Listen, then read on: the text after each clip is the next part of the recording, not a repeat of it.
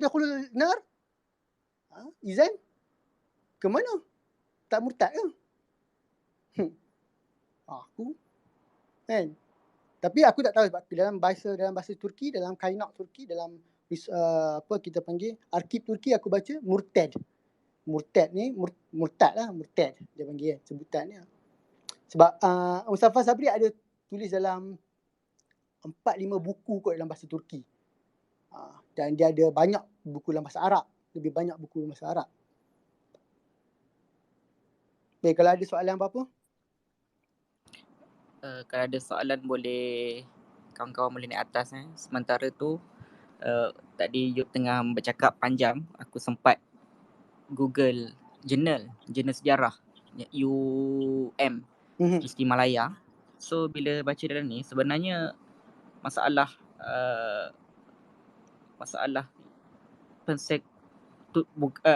aku tak tahu, cuma aku guna perkataan tuduhan terhadap Turki dan Mustafa Kamal ni bermula daripada tahun 1920 lagi. Masa tu Surat Khabar masuk dan majalah Ikhwan Saudara Al-Hidayah, pengasuh Seruan Azhar. So dalam tu pun dah start polemik-polemik antara menyokong atau menolak Turki, dan ada majalah-majalah yang aku rasa agak, kita tahu dia majalah orang kaum muda tapi menolak idea-idea daripada Turki. Pada aku macam ni lah. Atatürk ni, dia lagi aku baca, lagi aku faham. Tapi dah masa sama, aku buat sampai kesimpulan. Baru ni aku ada baca satu buku. Aku tahun lepas. No, 2 tahun lepas. Ada 3 scholar sejarawan Turki. Dia tulis tajuk buku yang sama, tapi buku yang berlainan. Okay? Kau bayangkan 3 orang tulis tajuk yang sama, tapi buku yang berlainan. Tajuk dia Ama Hangi Atatürk. Maksud dia, tapi Atatürk yang mana? So, diorang semua ada bawa version Atatürk sendirilah. Daripada sejarah-sejarah, resource sejarah yang sejarah. Dan kemudian aku faham, Atatürk ni dia seorang yang pragmatik. One of the author adalah Toha Akyol. Pada Toha Akyol, dia kata Atatürk ni seorang yang pragmatik lah. Dia sebenarnya tak adalah faham sangat agama. Tapi dia mahu kemajuan dan sains. Aku setuju. Sebab antara masalah dia adalah dia nak suruh orang mula sembahyang dalam bahasa Turki. Tapi benda tu tak pernah terjadi lah. Benda tu betul lah. Betul. Dia pernah suruh orang semua bahasa Turki. So dia kata, tak silap aku ada satu ulama daripada Mesir membenarkan sembahyang dalam bahasa Turki. Itu pun aku tak faham kenapalah. Aku tak ingat nama dia. Nanti aku pergi balik source dia. Ada satu ulama pada Mesir. Tapi waktu tu fatwa tu disanggap oleh Mustafa Sabri. Masa tu Mustafa Sabri Syekhul Islam lagi. Atatürk masih belum memenangi Turki lagi. Dia masih dalam tentera. Tapi dia start menulis. Dia kata, kenapa kita nak kena sembahyang bahasa Arab? Tapi kau kena tahu, Atatürk ni dia ada sentimen anti-Arab sikit lah. Dia ada sentimen anti-Arab. Sebab Arab telah pecahkan negara Osmaniyah. Ambil Syria, ambil Jordan, ambil Hijaz. Dia rasa Arab ni pengkhianat. Dan dia rasa kenapa kena sembahyang bahasa Arab? Dia kata, kalau Nabi tu Arab, kalau Nabi tu Turki, Nabi kita baca Quran pun bahasa Turki kita. So dia kata, dia fikir bahawa bahasa ni bukan satu benda yang sakral. Itu pandangan dia, dan aku tak rasa tu align dengan theological Islam punya syariat. Tapi whatever, itu tapi Mustafa Sabri waktu tu disebabkan dia bercakap macam itulah, Mustafa Sabri start menulis terjemahan Quran bahasa Turki. Respon kepada dia, sebab Mustafa Sabri takut orang mula start baca sembahyang dalam bahasa Turki. Kemudian Mustafa Sabri menulis terjemahan Al-Quran, which is bagus lah. Sebab zaman tu tak ada orang yang faham Quran. Tak ada orang Turki yang faham Quran. Orang Kurdi pun tak faham Quran. Bukan kata Turki saja, bangsa Kurdi pun tak faham Quran. Hanya faham ulama. Jadi kau kena pergi tanya ulama, apa maksud dia? So Ataturk rasa ini adalah satu hegemoni agama. Yang kau nak bodohkan orang, kau gunakan agama. Sebab tu dia sangat antagonis dengan apa-apa pembentukan hegemoni agama. Kalau dia benarkan agama at very minimal, kalau at minimal stage, kalau kau tunjuk satu keragaman atau satu bentuk atau formation, satu kumpulan agama yang berketua, kau ada ketua agama, kau ada masalah kat situ. Bukan sekat Islam, church pun sama, sinagog pun sama, Yahudi pun sama. Dan dia pecah-pecahkan grup-grup agama ni. Lepas tu tarikat lagi lah dia bantai. Sebab apa? Sebab tarikat, kau tahu kau kena ada syekh kan. Dan tarikat kau ada mursyid. Mursyid ni sakit lah. Tapi macam tu juga dalam agama-agama lain lah. So dia ubah demografik. Misalnya perkampungan Kristian. Sebab dulu Kristian duduk satu tempat, Yahudi duduk satu tempat. Tapi dia pecah kan. Okay, perkampungan Kristian dia akan bawa masuk hardcore tarikat masuk situ. Tempat hardcore tarikat dia akan suruh Kristian pergi duduk situ supaya tidak ada hegemoni agama. Dan apa saja formation hegemoni agama pada dia bermasalah. To extent of course dia nak tukar Al-Quran dalam bahasa Turki. Tapi diselamatkan lah. Aku rasa ni satu Mustafa Sabri punya kita kata sumbangan kepada Turki lah, bahasa Turki punya terjemahan Turki. Tapi tu pun kalau Ataturk tak bercakap, aku rasa dia pun tak buat. Ada terjemahan Quran Turki. Kemudian dia memang sangat antagonis. So aku rasa disebabkan benda-benda macam tu, dan dia sendiri tak religious sangat. Dia minum, dia main perempuan, dia berjudi. Dan aku rasa benda ni lah yang buatkan golongan macam di majalah Imam dan sebagainya kan, mula rasa dia ni siapa. So tapi dia tidak di Turki sekarang azan. Di Turki sekarang adakah Islamis menyokong dia sekarang? Dia, kau tengok grup Islamis tu satu. Kedua lah macam mana grup Islamis ni interpretasi terhadap Ataturk. Ada grup Islamis yang memang reject Ataturk lah. Ada grup Islamis yang kata macam, Ataturk ni lah bapa bangsa kita, bapa nasionalis. Semangat nasionalisme memang ada dalam negara kita. Dan Ataturk pun sebenarnya ada kawan-kawan ulama'. Dia pun menghormati ulama'. So, kau tengok pada sisi mana pandang Ataturk tu.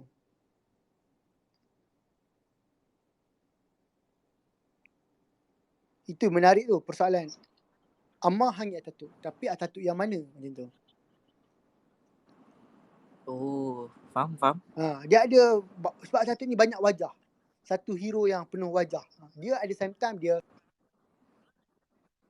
kawan dengan ulama'-ulama'. At the same time dia pergi bakar ulama' hidup-hidup. So kalau aku nak geng Islamis, aku boleh katalah mana boleh sokong orang yang menentang agama.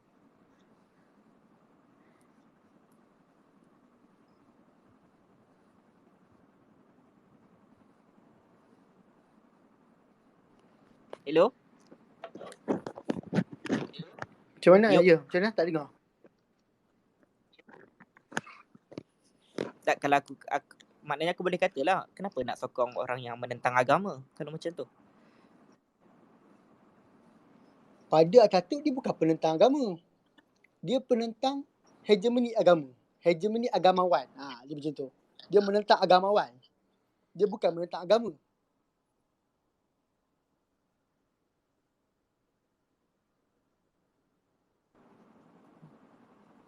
Faham. So dia ada masalah agama. Kawan-kawan ada nak tanya ke ramai ni dalam ni. Ada 21 orang. Yang nak naik bertanya pun boleh. Kalau malu bertanya boleh DM saya. Sebab mungkin Jumaat ni kalau tak ada apa-apa, rasanya ni orang Melayu nak buat live dekat Twitter Space, cerita panjang lagi pasal Ataturk. Kalau jadilah. Tiba-tiba Yop kata tak jadi. Dia tengok keadaan. Tapi aku rasa insyaAllah. Cuma malam ni teaser lah sikit. Macam a brief picture of Ataturk. Brief lah sebab soalan nanti pertama Jumaat tadi ni kau aku tak jawab. akan cerita Ataturk. Iaitu Hello? ya, apa soalan pertama yang aku tak jawab? Kenapa orang Malaysia didoktrin daripada dulu sampai sekarang menyatakan sedemikian? Itu nanti lah. Nanti kita akan, aku rasa aku tak boleh jawab tu. Itu nanti hari Jumaat jawab. Ataupun nanti hari Jumaat ni korang boleh share pandangan kenapa. Aku pun tak tahu kenapa kan.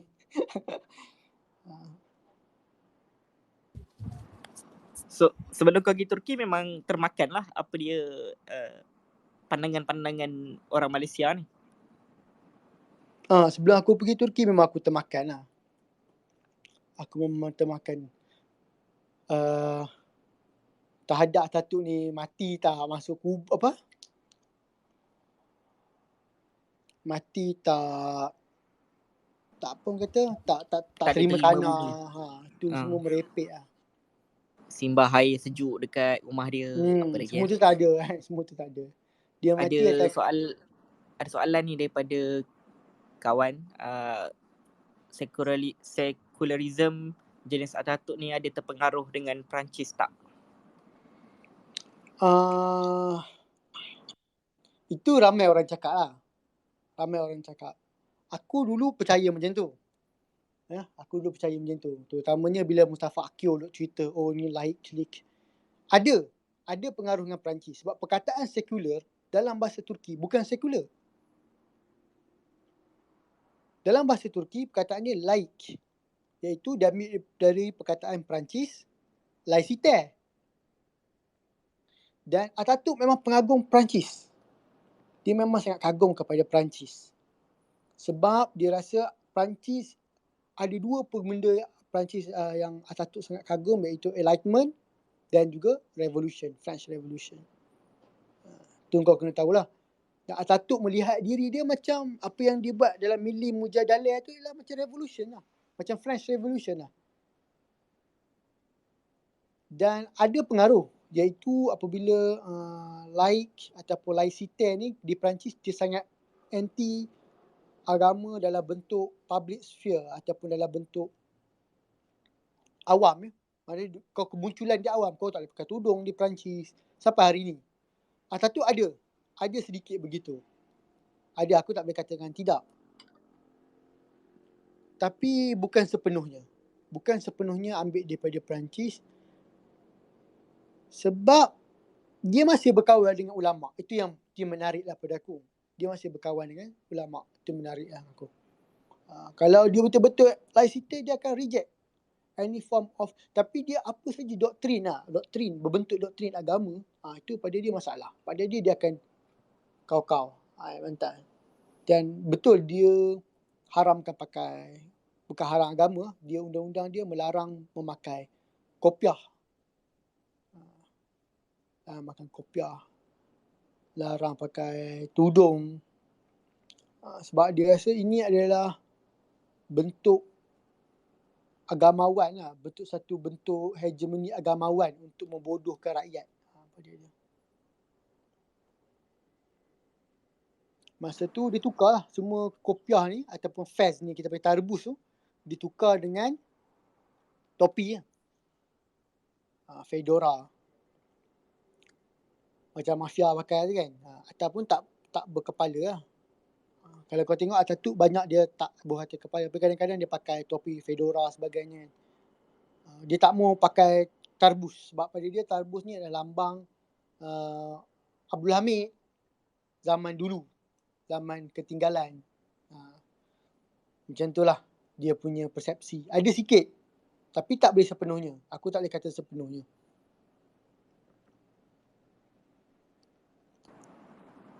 Saya rasa macam Uzai nak buka mic tu. Ada soalan ke Uzai?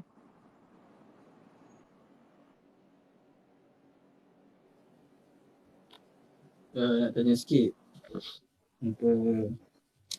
Apa yang menyebabkan Adolf Hitler ni dia terlampau mengagungkan Atatürk ni? Aku tak rasa dia terlampau mengagungkan. Aku rasa itu aku pun tak tahu kenapa orang cakap dia mengagungkan. Kenapa kau cakap macam tu? Tak, sebab itu ada terbaca Aiman Rashidah Wong cakap macam tu. Dia macam Aku rasa dia puji Atatürk sebagai seorang nasionalis. Dan Atatürk punya kemampuan untuk menjadi ini satu benda yang menarik lah, yang tak ada pada Hitler, yang ada pada Atatürk ialah Atatürk tu sendiri adalah institusi. Yang dulu Wan Faisal cakap kan, penginstitusian apa? Mahathir kan.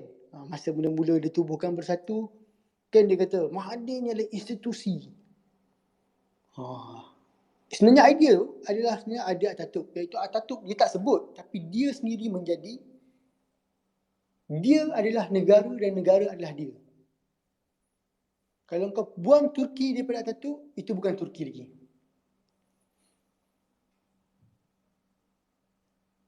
So sebab tu dia ada Mustafa Kemal Atatürk atau Kemal, dia ada Kemalism. Sebab Kemalism adalah satu state order. Ni kalau kau belajar IR, dia ada state order di mana struktur, ideologi dan struktur negara tu adalah Atatürk tu sendiri. Contoh macam state order Amerika adalah demokrasi. State order untuk Turki adalah Atatürk tu sendiri, adalah idea-idea Atatürk tu sendiri. Sebab tu dia tak akan mati. Sebab tu sebelum dia mati, macam aku ulang awal tadi aku kata, sebelum dia mati dia pernah cakap, ada dua Mustafa Kemal Atatürk, dia kata. Birinci Olan, Fani Olan, Mustafa Kemal Atatürk. Yang pertama adalah orang yang akan mati, yang akan fana. Akulah akan fana. Yang kedua ni adalah generasi seterusnya. Dia kata ini adalah we, not me. Dia cakap macam tu.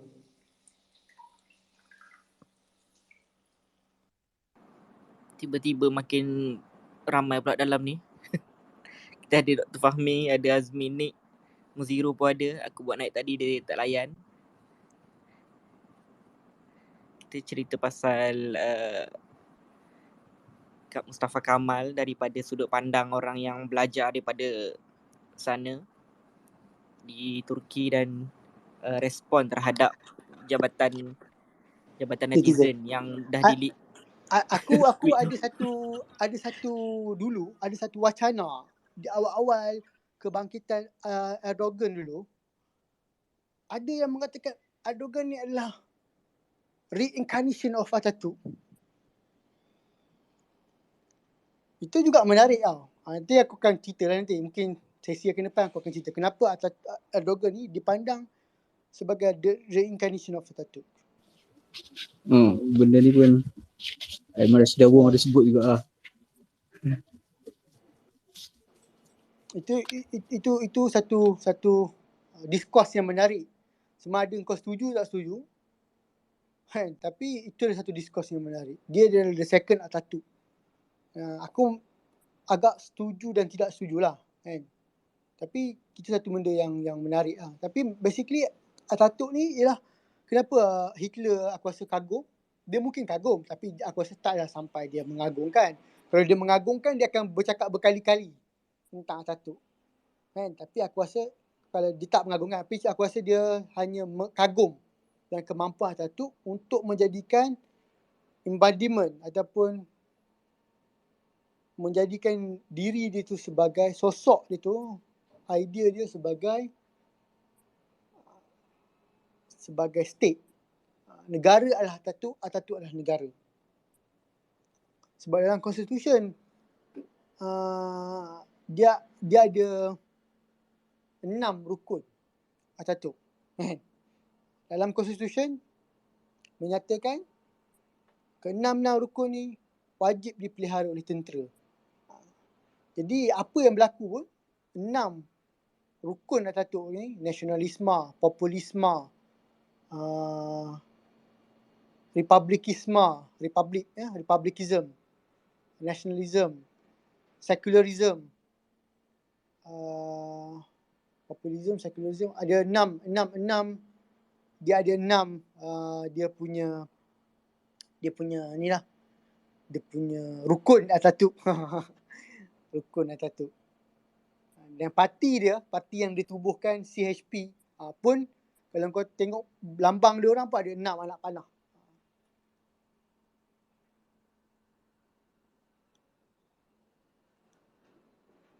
Okay, kalau ada apa-apa soalan lagi, last satu lagi kau ambil mungkin. Siapa yang kat bawah nak request boleh naik atas. Iqbal ada kat sini ni. Iqbal tak nak naik ke?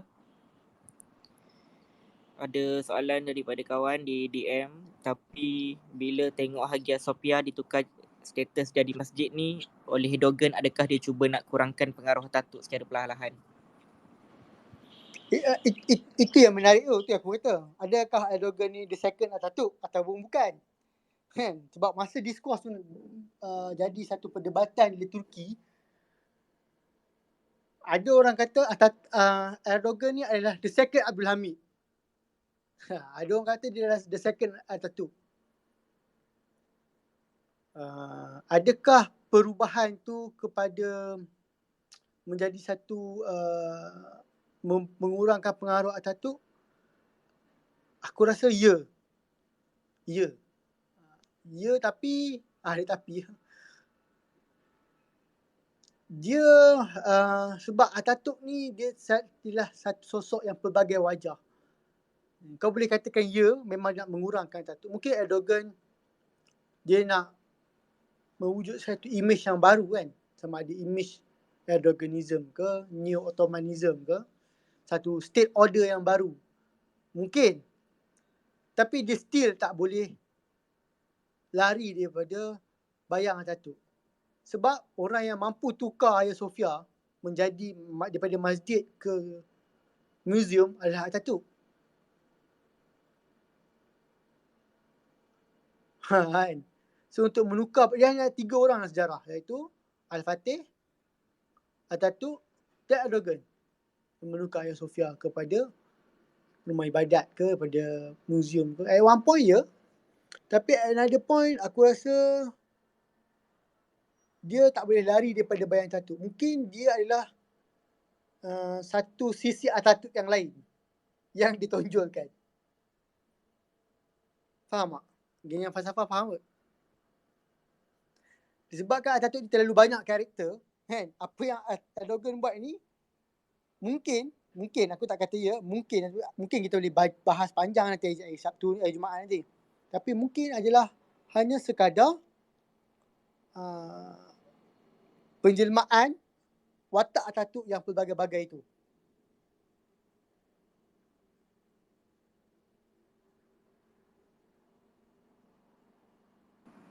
Okay, ada soalan lain ke daripada kawan-kawan? Kita banyak ni tokoh-tokoh di bawah ni, dia orang tak nak naik. So hari Jumaat kemungkinan ada space lagi oleh Neo Melayu, tapi hostnya aku sebab dia orang tak boleh buat space lagi untuk cerita pasal apa tajuk dia? Sekejap. Untuk cerita pasal Ataturk antara fakta dan mitos. So oleh Amirul Mukminin juga. So hari ni Amirul rasa dia nak berborak, so dia panggil aku. Lepas tu tiba-tiba ramai kat bawah ni. Adik kau Okay, tak ada soalan kan malam ni kan?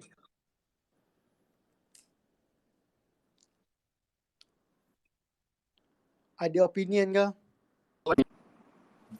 macam tak ada dah ni. Hari Jumaat ni pukul apa?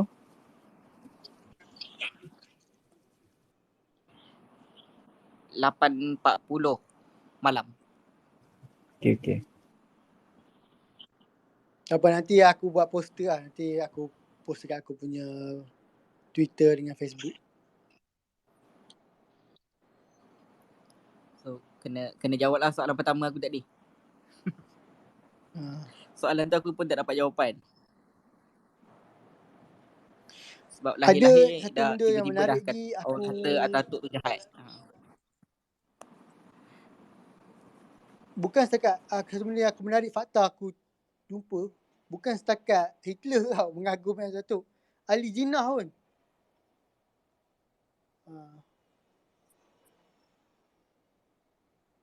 Itu juga menarik. Bahkan Shah Iran, aku lupa nama dia, Shah Iran pun pernah puji Atatürk.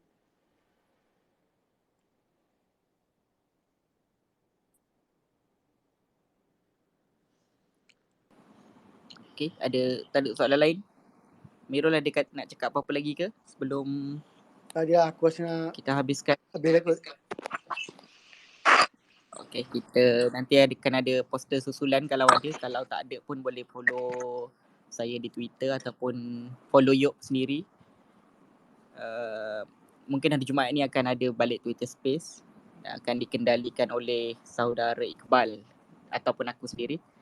Jadi terima kasih bagi yang mendengar. Boleh kejap. Aku ada request.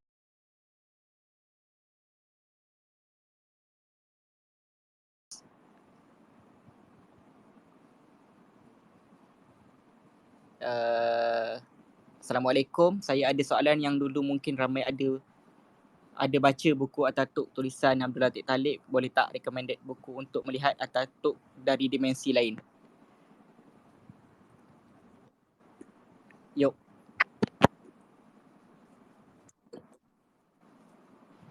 Hello? Aku cakap seorang ke ni?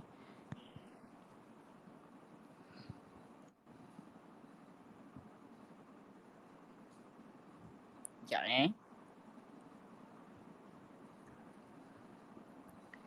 Alamak.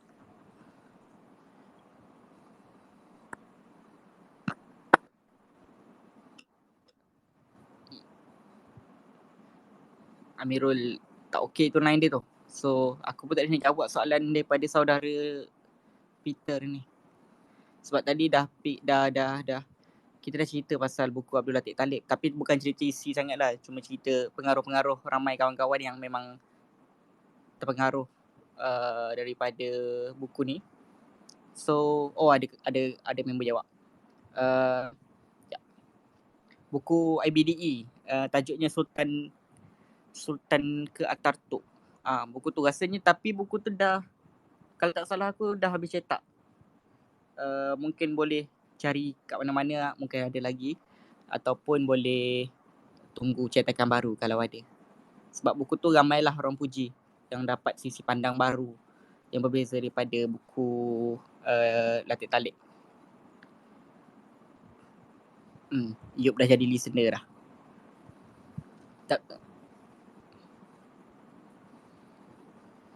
Okay, rasanya Yop tak ada apa dah nak cakap tu kot. Kita boleh jumpa hari Jumaat nanti tunggu poster susulan atau announce susulan. Kita tamatkan di sini. Kalau soalan yang tak dapat jawab tu, sorry lah sebab Yop pun aku rasa dia pakai mobile. Yop internet ada masalah. Nanti kita jumpa balik hari Jumaat. Okay. Terima kasih semua.